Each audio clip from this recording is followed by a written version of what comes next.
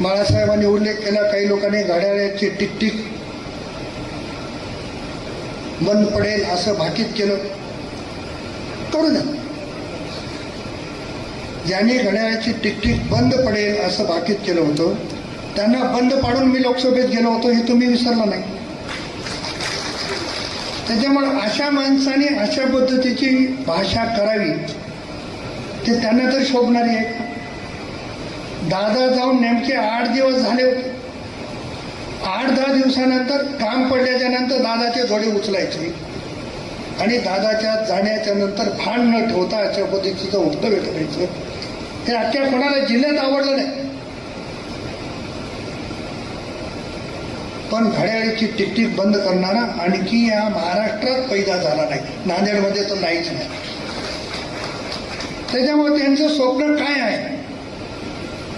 अरे समय समय की बात है, तुमको भी समय देख के चलना पड़ता है. तुम्हारे हाथ में घड़ी नहीं तो तुम चल नहीं सकते, ऐसी कंडिशन. त्याच्यामुळे घडीवर जेव्हा बोलतो आपण, तुम्हाला साधी नांदेडच्या टावर मधली घडी 20 वर्षापासून चालू करता येणार झाली, तुम्ही दुसऱ्याची घड्याळ काय बंद करता?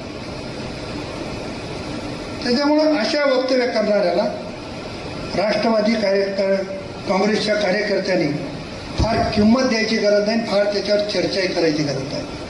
आणि माणसाचं काय होतंय तुम्हाला सांगतो. वय झालं ना की काही गोष्टी माणसाला सुचतात. काय बोलालो याचं पण भान राहत नाही. वयोमानाचा परिणाम येतो काही नाही. एवढे आजार, 5-25 गोळ्या, त्याचाही परिणाम. डॉक्टर तुम्ही आहेत समोर. त्याच्यामुळे चिडचिड हा होणं नैसर्गिकता आहे. त्याच्यामुळे एखाद्यानं असं केलं म्हणजे आपण तसं करावं, ती आपली संस्कृती नाही. राष्ट्रवादी